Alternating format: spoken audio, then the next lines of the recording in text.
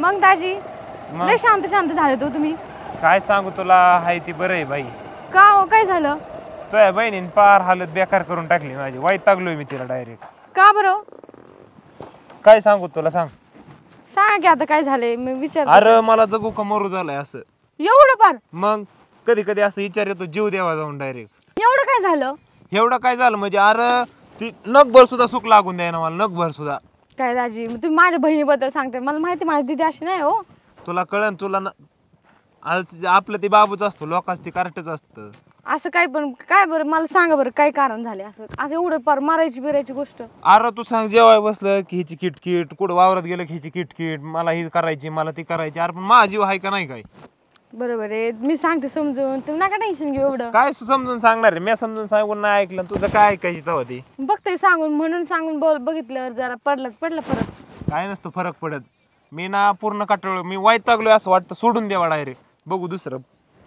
अयो असं दुसरं बघायचं असतं. कशी आपण घेऊन समजून ते सांगून तिला समजून सांगून लय झाल्यात. लय माझ्या मित्रांनी पण समजून सांगितलं, असं नका करून तसं नका करू. माझ्या मम्मी पप्पांनी सांगितलं तरी ऐका ना, तुझं काय ऐकणार आहे? बरं मी सांगते एकदा समजून, सांगून नाही समजलं सांगितलं तर मग बघू. ती तिच्या हाताने थोडी कुऱ्हाड पाडून घेईन तिच्या पायावर, असं अरे असतं. पण ते असं चार चौकात गेले हा म्हणणार, परत मग एकट्यात आलं की परत आहेच तिची भून भून भून भून चालू सारखी.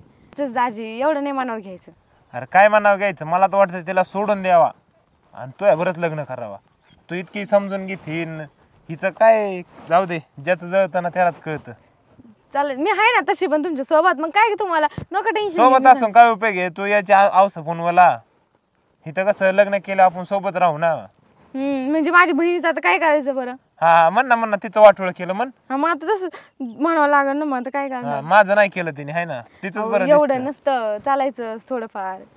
काय नसतं, ज्याचं तू असं तुला सांगितलं ना, ज्याचं जळतं ना त्यालाच कळतं काय परिस्थितीने काय. पण मी सांगते ना समजून, तुम्ही कशाला टेन्शन घेता? एवढं टेन्शन घ्यायचं का? काय नाही टेन्शन घ्यायचं की सांग काय गोष्ट नाही. आता काल आम्ही फिरायला निघालो होतो. आता फिरायला निघाल्या माणसाने खुश राहावं का नाही? हा की लगेच मला ही साडी नाही घेतली मला तीच नाही घेतली. आता मग मी आणली निम्यातून माघारी, मग राग आल्यावर.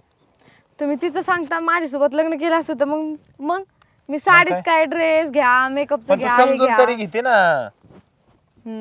पैशाला कमी आहे का आपल्याकडं? पण तू समजून घेते, तिथं समजून नाही ना घेत. बरं आता काय करू शकतो, आता झालंय तुमचं लग्न, येव माझ्या बहिणीसोबत, आता करायचं ऍडजस्ट, समजून तसं नाही, पण घ्यायचं. तो विचार केला अजून काही होऊ शकतो. आता काय मग बघायला आलं तर त्याच वेळेस विचारायचं ना मग. त्या टायमाला ती मोठी होती म्हणल्यावर तिलाच का बघणार ना. हा मग आता करायचं ऍडजस्ट, घ्यायचं समजून, एवढं काय त्याच्यात. अरे आयुष्याने जर जीवनसाथी चांगला भेटला तर ठीक आहे, नाही तर आयुष्यभर ऍडजस्ट करावं लागतं. आणि माझ्या बाबतीत तीच झालंय. मला तर असं वाटतं लग्न हीच एक ऍडजस्टमेंट असते, बरोबर का नाही? आपण एवढं ऍडजस्टमेंट असतोय कुठं? आता थोडंफार मनाने पण झालं पाहिजे ना. तुमचं पण समजतंय बरं का मला. मग बघते मी एकदा बोलून बघते दीदी सोबत, मग काय होतं ते ठरवू आपण. काय नाही होणार बोलून, मला माहिती ते आपलं ऐकून असं ह्या कानाने ऐकणार, ह्या कानाने सोडून देणार, दुसरं काही मग नाही तसं झालं तर मग सांगू ना घरच्यांना, बघू मी एकदा सांगून तर बघते मग कळून. तू विचार करणार असेल तर मग सांगू.